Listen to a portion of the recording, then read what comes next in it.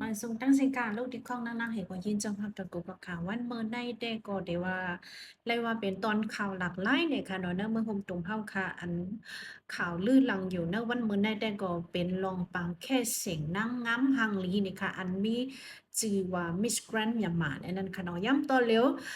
เดี๋ยวมีตูเต้นเจเวงกูเจเวงเขาแค่เสียงปังแค่เสียงนางงามมิสแกรนด์ยามานั่นเนี่ยค่ะนั่นกานางงาม อันเป็นตูเต้นเจเวงกูเจเวงเจ้านั่นไหนก็อ่าเลยว่าอันหลากหลายแต่ก็ได้มีอยู่เจเวงหนึ่งเป็นเจเวงตาคีเล็กเมืองไตปลอกคงไหนค่ะเนาะนางงามอันเป็นตูเต้นเวงตาคีเล็กในเลยนุงเดี๋ยวเลยว่าเลยนุงเซอร์โคแม่ขาวค่ะนะแล้วก็เขาแค่เสียงกว่านะคะย้อนเปิ้นนั่นแหละนั่งให้สังมันนั่งในตื่นมันถึงอ่า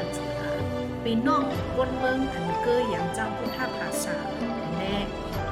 จุงภาย organization Miss Grand เขาก็ไล่ปันอ่า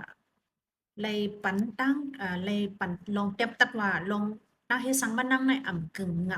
ำตาเดเข้าแค่เสียงในเสไล่ปันตั้งพิษมันนั่งเขาออก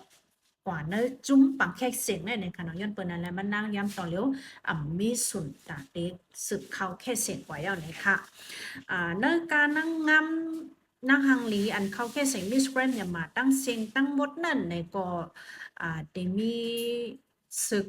สึกโคค่ะนะสึกโคฟิงแงฟิงทุ่งอัน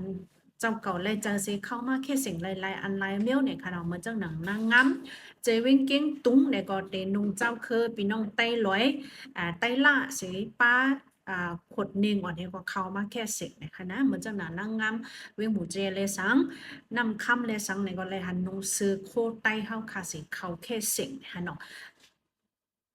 ก้อยกาว่าในการตั้งสิ่งตั้งหมดนั้นอันหลากหลายสิเปิ้นแต่ก็ได้เป็นนางงามอันเป็นตูเต้นเวงตะคิเล็กนี่ค่ะนะอ่าเลยเหมือนจังหนังเลยเฮ็ดโหเดี๋ยวเลยว่า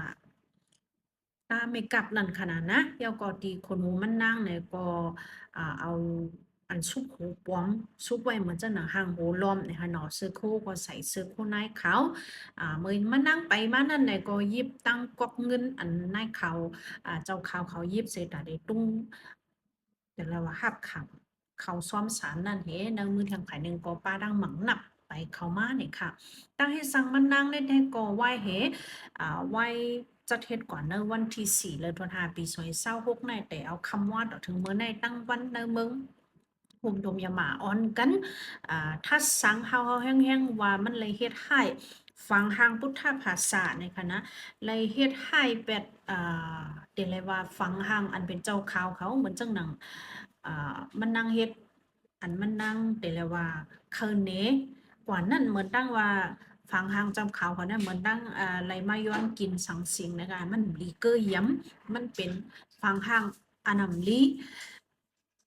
อันนำลีลักละลายนั่นขนาดนะดิเคยว่านะมันมีฝ่าย positive สังสีเมลนั่นขนาดเนาะเยาก็มันนั่งแต่ก็เลยออกมาเกตัวว่ามันนั่งในอ่ำไรเฮ็ดให้อีสังอันโคนงตั้งไว้ในก็เป็นคนกูอันกูเมียวนั่นค่ะนะมันละไรเนตูชิงปอดตอนตีเลยอันในฟังหางเรื่องนี่ค่ะไว้การจะนั้นเสร็จตาก็คนตั้งเมืองแต่ก็อ่อนกันอ่าถ้าสั่งเฮาแห้งๆเลยในดังพิเศษมันนางว่าอำกึ่งงำได้สิย้อนเปิ้นนั่นแหละในวันที่5เดือนธันวาปี2026วันเมินได้นะคะ จุม organization อันจัดเฮ็ดปังปอยมิสแกรมเนี่ยมาเนี่ยก็ไล่เอามันนั่งออกเป็ดเนื้อจุ่มเยามีสุดได้สึกแค่เข่งกว่าเยาเนี่ยค่ะเนาะลงมันนั่งเตนุงเสื้อโคเจ้าขาวเฮก็เขาแค่เสียงในมันนั่งอำไรเติมปังอุโอตั้งสุบไวซาภูมิบุญพรก็เลยสังวันให้ค่ะมันนั่งเต็บตัดสินจากห้างกุ้ยเสหนุ่งเขาแค่เสียงกว่านี่ค่ะนะนั่นเปิ้นนั่นแหละเตมีหลายปลาหลายภายในขนมภาย organization แล้วสุบไวซาเขาแล้วเย่าก็ภายเกยำแต่เลยว่าจุ้มพุทธภาษาเขาแล้วตีอ่านเอาเรื่องตั้งพิษมันนั่ง ลองเฮ็ดสังมะนางในเป็นการสร้างแพบแต้มยอเน้อไปหันเดี๋ยวแล้วว่าอันจุ่มเกยอย่างพุทธภาษาอยู่ในนั้นค่ะนะในก็เตเลยว่าเป็นเฮาแห้งๆเลยลื่นหลังหนาแต้ๆนะคะตอนนั้นว่าในกำคันเต็งขึ้นมาเนี่ยแค่พังมันนั่งในค่ะเนาะอ่าใน กาเซอโคจุ้มพิงทุ่งพิงแง่อันเข้าแค่เสียงไรตั้งเสียงตั้งหมดนั่นค่ะลองมันนังนุงซึโคเขาสักเจ้าเขาเสียโกเขามาแค่เสียงในเปิงฟังมันพิษเนี่ยถูกเนี่ยได้ก็ห้อมว่าค่ะนะก้อยกาจ่องมันกึ่งงำกันตั้งเตเอามานุงเหแค่เสียงนางงามหือเนี่ยนั่นได้ก็ตอนหนึ่งเองค่ะเนาะในก็สังเจอพี่น้องเขาหันถึงจะหือในก็เขามากันคอมเมนต์เลยค่ะนะปุ๊บเตเอาสายตาขาดได้ว่าได้ก็มันตัวอย่างเรื่องก้อยกามันนำถูกแมนมันนำกึ่งงำ ตั้งปังแค่เสียงนางงามทางนี้ในคณะเยาก็มือพ้องนั่งมันนั่งไปมาหนึ่งเข่งนั่นแหละค่ะเนาะคุมว่าใส่ไว้เดี๋ยวเลยว่าอันซุปโหกันนะอันซุปโหป้อมสั่งหังเป็นโหล้อมไว้ใส่เสื้อโคเจ้าเขาไว้เต็มทนในเซตาก็ก้วยกาวันนาตาและสายตามันนั่งในว่าอ่ามันเป็นเดี๋ยวเลยว่าโตเตียน เจ้าเขาเขาเนี่ยค่ะนะย้อนเปิดว่ามันนั่งเรียนหูเรียนตายอยู่กำพองเลยค่ะเนาะพี่น้องเขาหาด้วยเลยค่ะนะวิดีโอมันนั่งพอยามันไปออกมาแค่เสียงเนื้อเข่งมิสแกรนนั่นเนี่ยค่ะเนาะนั่นก็แล้วแต่เป็นเจ้าคือ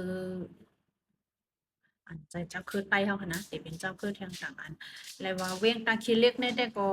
ปีแล้วก็ปีหนึ่งนะคะเนาะชื่อเสียงลือลังอยู่กูปีนะคะนะได้ก็แทงโหนึ่ง มันน่ะมีคอนเทนต์สังขาก้อยกาว่าเมื่อได้ก็เอามาผมไล่ต่างของพวกพี่น้องเขามองไปเนี่ยอะไรมาใครแหน่ตอนตาพี่น้องแห่งการยันเมืองเฮาเขาเนี่ยก็ศูนย์ปรับ CI ค่ะนะปรับสีเขียวเปิ้นได้เปิดเฮ็ดปันต่อถึงเรือนทน8ปี2026ในนะคะจะอันไปในเฮ็ดเนี่ยก็กับศึกเข้าเมื่อเฮ็ดไล่นะคะนะหรือนั่นกาย่ำตอนเหลียวพวกออกตาออกตั้งเนี่ยค่ะตั้งเมสอดในมีพี่น้องเขาปอกมือกว่าภายเจ้าหน้าที่เขาจะทัดบ้าเวอเรียกว่าเวอตึงตีอยู่ค่ะนะเวอตึงเส้นไม้แคบขนาดให้งานตัว90วันนั้นก็ป้ามือค่ะนะ กำพองในญาจันลงกาว่าถูกแมนปักเปิงในสีกำพองคนเลยจ่ายเงินปันจะให้ก็มีเนี่ยค่ะเนาะสองเจ้าพี่น้องเขาได้ออกตาออกตั้งย้ำต่อเหลียวว่าให้งานตัว90วันนั้นก็แค่นตัวเอาติดตัวจอมปาสีกัมเนี่ยค่ะเนาะย้อนปันฟังถึงแทงโหนึงค่ะเดี๋ยวนั้นแต่ก็เขาติดตามเลยนะของปานังค่ะนะFacebook ค่ะต่อเหลียวเนี่ยอึดไว้เนี่ยค่ะย้อนเพิ่นนั่นแหละติดตามเลยเนอะ TikTok เลย YouTube ทั้งสองทีนะคะเนาะใน Facebook ได้ก็อ่ำไปจังลงค่ะนะได้ก็ตอนนั้นวันได้นะคะมาพบชมและอบโอ้กันกว่าคนโหได้นะคะนะจงคอยมาพบชมกันทั้งค่ะเนาะมาซึ่งและยินหลียินจงก็ค่ะ